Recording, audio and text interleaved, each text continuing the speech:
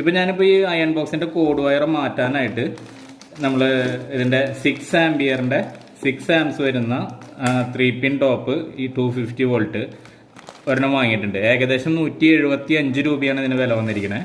നമ്മൾ ഏതൊരു പ്രൊഡക്റ്റിനെ കുറിച്ചിട്ടും സർവീസ് ചെയ്യണമെന്നുണ്ടെങ്കിൽ നമ്മൾ നമ്മുടെ സൈറ്റിൽ നമ്മുടെ ഗൂഗിളിൽ കയറി സെർച്ച് ചെയ്ത് കഴിഞ്ഞാൽ കറക്റ്റായിട്ട് നമുക്ക് ഇതിൻ്റെ സ്പെസിഫിക്കേഷനും കാര്യങ്ങളും എന്തെല്ലാമാണ് ഇതിൻ്റെ കോഡ് വയറാണെങ്കിൽ കോഡ് വയർ അടിച്ചു കഴിഞ്ഞാൽ ആമസോൺ പോലുള്ള സൈറ്റുകളിലെല്ലാം കാണും. അതല്ലെങ്കിൽ നമുക്ക് ഇതിൻ്റെ താഴെ നോക്കി കഴിഞ്ഞാൽ കാണാം ഏകദേശം 1000 വാട്ട്സ് ആണ് ഈ യൂണിറ്റ് എടുക്കുന്നത്, 250 വോൾട്ട് എന്ന് എഴുതിയിട്ടുണ്ട്. അപ്പോൾ നമ്മൾ കോഡ് വയർ സെലക്ട് ചെയ്യുമ്പോഴും ഇത്തരം കാര്യങ്ങൾ കറക്റ്റായിട്ട് നോക്കണം. ഇനി സർവീസ് ചെയ്യേണ്ടത് എങ്ങനെയാണെന്ന് വെച്ച് കഴിഞ്ഞാൽ ഇതിൻ്റെ പുറകുവശത്ത് 2 സ്ക്രൂ ഉണ്ട്. ഈ 2 സ്ക്രൂസും നമ്മൾ അഴിച്ചെടുത്തു കഴിഞ്ഞാൽ നമുക്ക് ഈ ഒരു ഐറ്റം സിമ്പിളായിട്ട് ഇങ്ങനെ ഊരിയെടുക്കാനായിട്ട് പറ്റും. ഇത്രയേ ഉള്ളൂ, ഇങ്ങനെ എടുക്കാൻ കിട്ടും. അപ്പോൾ പിന്നെ നമ്മൾ ഇവിടെ നിന്ന് അങ്ങോട്ട് ഊരി കഴിഞ്ഞാൽ ഊരാനായിട്ട് കറക്റ്റായിട്ട് നമുക്ക് സർവീസ് ചെയ്യാനായിട്ട് പറ്റും. ഇനി ഇതിൽ കണക്ഷൻ ഇങ്ങനെ 3 കണക്ഷനായിട്ട് 3 ലെഗായിട്ട് വന്നിട്ടുണ്ട്. ഈ ലെഗ് മാത്രമാണ് നമുക്ക് മാറ്റേണ്ടതുള്ളൂ. അപ്പോൾ ഇത് മാറ്റേണ്ടത് ഇവിടെ കാണിച്ചിരിക്കുന്നത് യെല്ലോ വയറാണ്, പക്ഷെ ഞാൻ വാങ്ങിയിരിക്കുന്നതിൽ വന്നിട്ടുള്ളത് പച്ച കളർ വയറാണ്. അപ്പോൾ ഈ പച്ച കളർ വയർ വരുന്നത് ഈ യെല്ലോ വയറിലേക്ക് കൊടുക്കുക, ചുവപ്പ് കളർ വരുന്നത് ഈ ചുവപ്പ് തന്നെ വരുന്നിടത്ത് കൊടുക്കുക. അതുപോലെ ഇവിടെ ബ്ലൂ ആണ് വന്നിരിക്കുന്നത്, ആ ബ്ലൂ വന്നിടത്ത് ബ്ലാക്ക് കൊടുക്കുക. ഇത് ഇങ്ങനെയാണ് നമ്മൾ മാറ്റേണ്ടത്.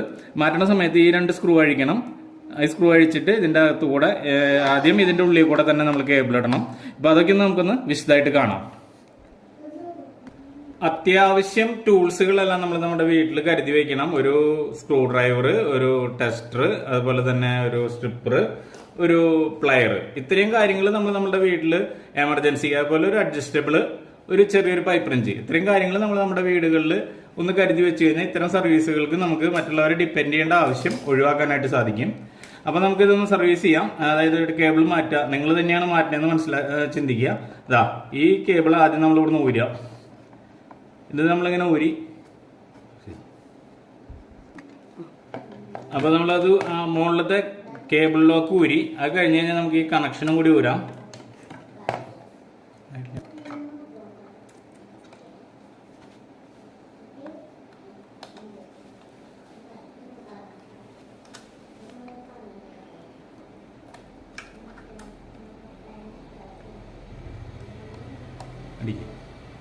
എനിക്ക് നമ്മൾ ഇതിൽ വേണ്ടത് ഒരു റൗണ്ട് സോക്കറ്റ് കിട്ടും, ക്രിമ്പിംഗ് സോക്കറ്റ് കിട്ടും. അത് വെച്ചിട്ടാണ് കണക്ട് ചെയ്യേണ്ടത്. പക്ഷേ ഈ കമ്പനിക്കാർ തന്നെ നമുക്ക് ഇത്തരത്തിലാണ് തന്നിരിക്കുന്നത്. അപ്പോൾ ഇതേമാതിരി തന്നെ നമുക്ക് തിരിച്ച് കണക്ട് ചെയ്യാം. ഇതങ്ങോട്ട് തിരിച്ചു വലിച്ചെടുക്കുകയാണ് നമ്മൾ ഈ ഒരു ഹോളിൽ കൂടെ തന്നെ. ഇതുപോലെയാണ് ശരിക്കും നമുക്ക് നമ്മുടെ കേബിൾ വേണ്ടത്. അതായത് ഈ ലെഗിലേക്ക് കറക്റ്റായിട്ട് ടൈറ്റ് ആയിരിക്കാൻ ഇതാണ് ഏറ്റവും ബെസ്റ്റ്. അപ്പോൾ നമ്മളിനി ഇത് ഓരോ കേബിളായിട്ട് ഇതിൻ്റെ ഉള്ളിൽ കൂടെ അങ്ങോട്ട് കടത്തുക. അപ്പോൾ കേബിൾ നമ്മൾ അതിൻ്റെ ഉള്ളിൽ കൂടെ കറക്റ്റായിട്ട് തന്നെ കടത്തിയെടുത്തു.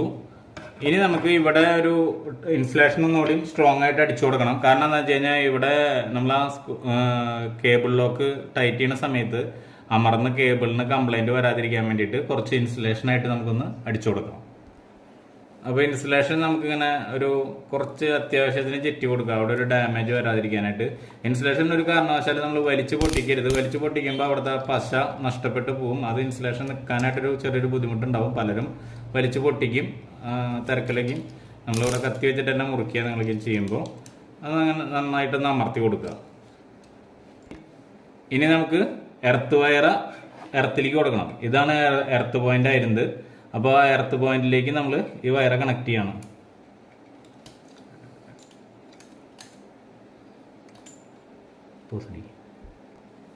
അപ്പോൾ ഈ ടെർമിനൽസ് കൊടുക്കുന്നതിന് മുൻപ് നമുക്ക് ടെർമിനലുകൾ ചൂടാവാതിരിക്കാനായിട്ട് ഒരു ജോയിന്റ് കോമ്പൗണ്ട് കിട്ടും. ആ കോമ്പൗണ്ട് ചെറുതായിട്ടൊന്ന് ഇതിൽ അപ്ലൈ ചെയ്ത് കൊടുക്കാം. നമുക്ക് ഇത് അപ്ലൈ ചെയ്യുന്നത് എന്താണെന്ന് വെച്ച് കഴിഞ്ഞാൽ ഈ ടെർമിനൽസൊക്കെ ചൂടാവും.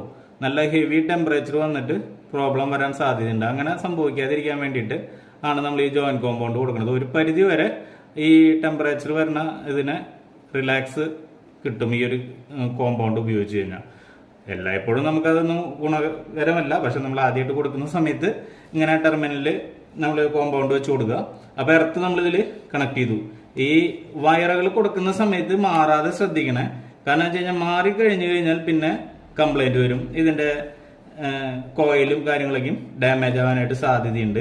നിങ്ങൾ ഊരുന്ന വയറ, അതായത് ഓരോ സ്ക്രൂവിൽ നിന്നും വയറഴിക്കുമ്പോൾ അത് ഏതാണെന്ന് തീർച്ചയായിട്ടും നിങ്ങളത് ഓർത്ത് വെച്ചിരിക്കണം.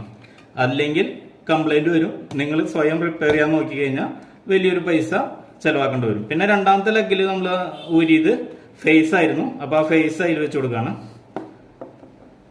അപ്പോൾ ഫേസ് അതിൽ വെച്ചു. അതും നന്നായിട്ടൊന്ന് ടൈറ്റ് ചെയ്യാം. അതുപോലെ വയർ സെലക്ട് ചെയ്യുമ്പോഴും കറക്റ്റ് ആംബിയർ നോക്കിയിട്ട് കണക്ട് വാങ്ങണേ. ഓൺലൈനിൽ വാങ്ങുകയാണെങ്കിൽ ഓൺലൈനിൽ അടിച്ചു കഴിഞ്ഞാൽ കാണിക്കും. ഇതിപ്പോൾ 6 ആംബിയർ ആണ് ഇതിൽ പറഞ്ഞിരിക്കുന്നത്. അപ്പോൾ നമ്മൾ 6 ആംബിയറിന്റെ തന്നെ എടുത്തു. 6ന് മേലെ വെച്ചാലും നമുക്ക് കുഴപ്പമൊന്നുമില്ല. ഒരിക്കലും ആംബിയറിന് താഴെയുള്ള കേബിളുകൾ സെലക്ട് ചെയ്ത് പിടിപ്പിക്കരുത്. കാരണം വെച്ച് കഴിഞ്ഞാൽ അത് നമ്മളുടെ പ്രൊഡക്റ്റിനും നമുക്കും ഗുണമല്ല.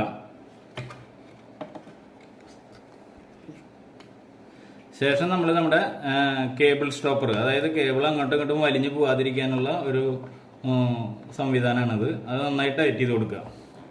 ഈ ടൈറ്റിങ് കഴിഞ്ഞ് കഴിഞ്ഞാൽ നമുക്ക് നമ്മുടെ കവർ അടച്ചു കഴിഞ്ഞാൽ നമ്മളുടെ വർക്ക് കഴിഞ്ഞു. അത് കഴിഞ്ഞാൽ നമുക്കൊന്ന് ഓണാക്കി നോക്കാം. അപ്പോൾ ഈ ടൈറ്റ് ചെയ്യണതൊക്കെ കറക്റ്റായിട്ട് ടൈറ്റ് ചെയ്യുക.